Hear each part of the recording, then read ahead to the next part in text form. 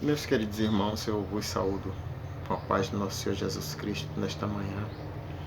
Sou grato a Deus por todos os benefícios e glorifico ao nosso Deus por estarmos em Sua presença e por também Ele nos conceder uma palavra, uma mensagem da Sua palavra para a gente levar adiante e trazer junto aos nossos irmãos, porque nada é nosso. O nosso Senhor, Ele nos disse que nada é nosso. Ele disse, sem mim, nada podereis fazer, não é? Conforme está em João 15, versículo 5. Eu queria, nessa manhã, trazer uma mensagem da parte de Deus, ao qual está escrito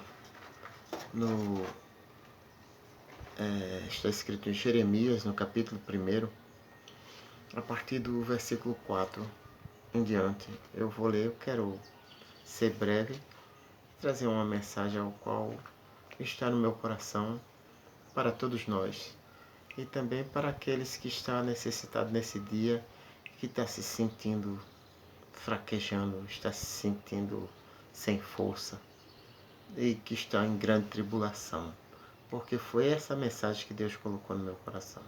Amém, meus irmãos? Vamos a elas. Jeremias, capítulo 1, o versículo 4 em diante. Versículo 4 em diante está escrito assim: antes que eu te formasse no ventre, eu te conheci, e antes que saísse da madre, te santifiquei, e as nações te dei por profeta. Né? E as nações te dei por profeta. O versículo 6 está escrito: então disse eu, Senhor Jeová, eis que não sei falar porque sou uma criança. Mas o Senhor me disse, não digas eu sou uma criança, porque onde quer que eu te enviar, irás, e tudo quanto eu te mandar, dirás.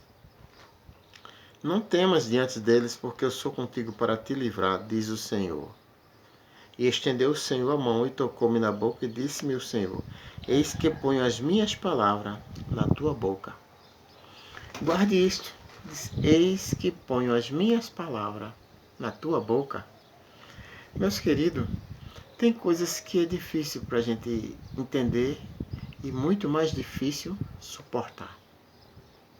Se você procurar meditar na palavra, na mensagem, no texto lido, você vai ver que ele disse, antes que te formasse, eu te conheci, e antes que saísse, antes que tu nascesse, te santifiquei, e as nações te dei por profeta. Aí ele disse, ele deu ele por profeta às nações. Mas antes disso já veio os problemas. Antes dele chegar a escutar essa palavra da parte de Deus, já veio. Alguns historiadores dizem que ele estava por volta de 24 anos de idade quando Deus se apresentou a ele e falou com ele essas palavras. Então observe, irmãos, que ele já tinha, sendo ele filho de sacerdote, mas ele já vinha sofrendo há muito tempo, ele já passou por muito perrengue na vida, e depois disso foi que as coisas começaram a piorar, e que foi por cepo, foi preso, e ali a gente observa que ele falou para reis e príncipe. A gente conhece também várias histórias que aconteceu com Jeremias, ao qual chamam ele de profeta chorão, mas ele chorava pela miséria do povo. E ele também sofreu bastante, foi preso, passou fome, necessidade, e foi um perrengue daquele de tamanho bem grande. Então aqui a gente tem para trazer para os nossos irmãos que quando se tem uma chamada na vida da parte de Deus, as coisas não é fácil. Não é fácil não. É muito difícil. E pior fica quando Deus tem uma chamada na sua vida para tal posição na igreja, ou seja, Deus te chamou para você ser um presbítero, mas você não quer ser um presbítero, você quer ser um pastor. Mas o projeto de Deus para você não era ser pastor. mas você pede para ser pastor. Então, está escrito, né, Mateus 7,7, pedi, dá-se-vos-á. E Deus escuta e atende. Aí ele, mas só que para Deus lhe dar tal coisa, tal pedido seu, ele vai acrescentar as dores, vai acrescentar também as provações na tua vida, porque tuas provações era para uns 2 graus abaixo, mas você quer uns 2 graus acima. Aí a gente vai para Eliseu, a gente observa Eliseu. Eliseu, Deus planejou e falou para Elias, vai e pega lá Eliseu, filho de Safate, e coloca ele para ele ser o teu sucessor. Meu irmão, o sucessor é como diz do próprio Espírito Santo. Jesus disse dele assim: eu vos enviarei outro Consolador do mesmo nível, da mesma proporção, né? Do fazer as mesmas coisas e ele dá continuidade, ou seja, do mesmo tamanho, da mesma linhagem, do mesmo tamanho. Outro, e não um superior a mim, outro. Ele diz, eu vou retirar esse soldado daqui, mas eu vou colocar outro. Eu não vou colocar aqui um sargento, nem um tenente, eu vou colocar outro soldado. Entendeu? De maneira que tem coisas que a gente sofre porque a gente procurou. A gente procurou. A gente quer mais do que aquilo que Deus planeja para nós. Deus planejou a gente ser um presbítero, mas a gente quer ser pastor. Não foi diferente na vida dos outros. Veja Eliseu. Eliseu, Deus disse a Elias, tu vai e tira, separa lá Eliseu para ser o teu sucessor, ser outro profeta igual a tu, para assumir o teu lugar.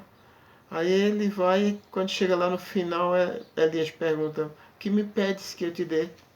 E Eliseu disse, quero uma porção dobrada do teu espírito. Disse, ou seja, não, o que Elias fazia eu acho pouco, eu quero mais. Coré, Datã e Abirão não foi diferente. Eles tinham tudo ali. Ele é como o Coré era como se ele fosse hoje o tesoureiro da igreja, o pastor tesoureiro da igreja, o primeiro secretário da igreja da Assembleia de Deus de Pernambuco, que não é pouca coisa. O primeiro secretário é um pastor que tem grande responsabilidade e que é uma autoridade da igreja, é diretor da igreja. Então já era, ele não era pouca coisa. Ele era o responsável por todas as ofertas e dízimo daquela tão grande multidão ali. O dinheiro era tudo por conta. Na realidade não havia dinheiro, mas tinha as moedas e o ouro, a prata de lá daquele povo tudinho ali, ia para a mão de Coré. Então observe que não era pouca coisa o cargo dele, a posição dele, mas ele queria mais. Disse, todos fomos batizados na água, porque só tu, Moisés, só tu manda. Ele queria mais, ele queria mandar, ele queria ser maior do que o próprio Moisés. Então isso é do ser humano. Às vezes a pessoa quer além daquilo que Deus programou para nós. Aí vem as consequências. Com certeza vem as consequências. E quais são as consequências? São perrengues, são muitas provações, são vem coisas nas nossas vidas que às vezes a gente não quer mais continuar, quer desistir, quer parar. Observe que aqui na segunda carta do apóstolo Paulo aos Coríntios, no capítulo 1, eu vou ler 3 versículos. Capítulo 1 da primeira carta aos Coríntios, está escrito assim, versículos 7, 8 e 9. Está escrito assim. O versículo 7 até o 9. E a nossa esperança acerca de vós é firme, sabendo que, como sois participantes das aflições, assim serei também da consolação. Ou seja, aqueles que participam das aflições, ele também participa da consolação. É justo, né? Colhendo o que plantou. Então, observe que o versículo 8 diz, porque não queremos, irmãos, que ignores a tribulação que nos sobreveio na Ásia, pois que fomos sobremaneira agravados, mais do que podíamos, mais do que podíamos suportar, de modo tal que até da vida desesperamos, mas já em nós mesmos tínhamos a sentença de morte. Pensou que ia morrer. O apóstolo Paulo, já tínhamos a sentença de morte, para que não confiássemos em nós mesmos, mas em Deus, que ressuscita os mortos.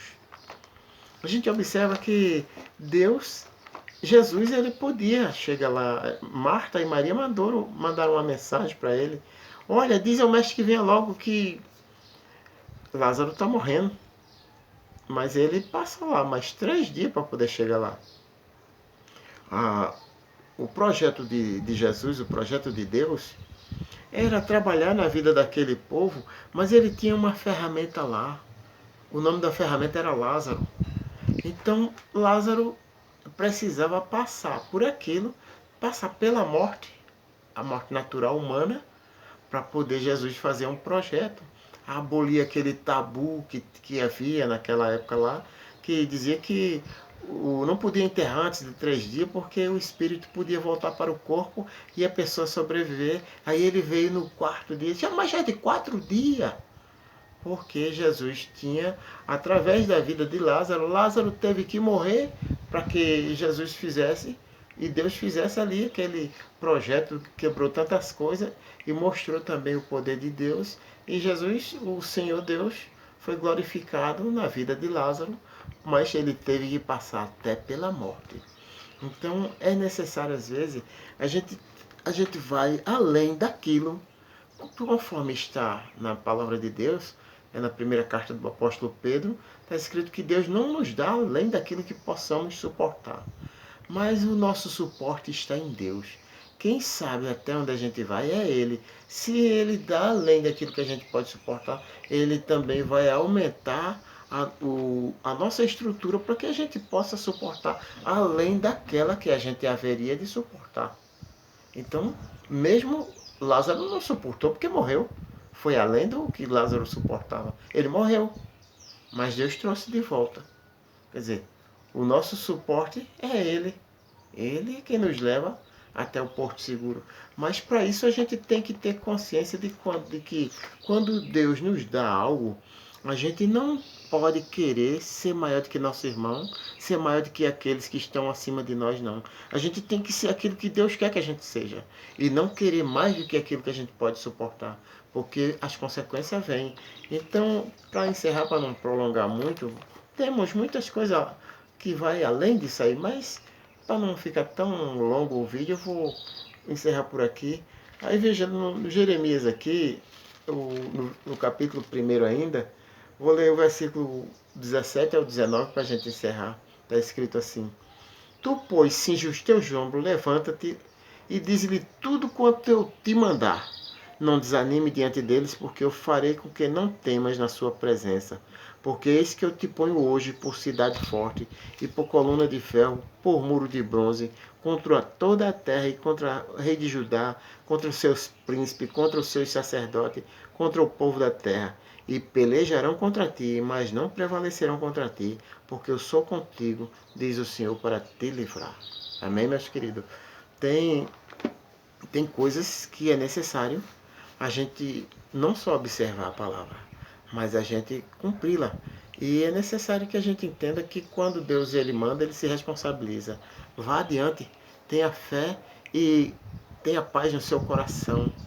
Você saiba que Deus está no negócio. Amém, meus queridos?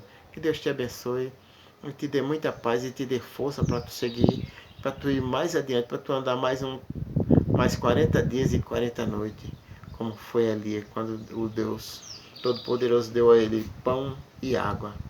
E ele caminhou mais 40 dias e 40 noites. Nesse dia eu te desejo que o Senhor te dê força para que tu ande mais 40 anos, de dia e de noite. Que Deus os abençoe a todos em Cristo Jesus. Amém.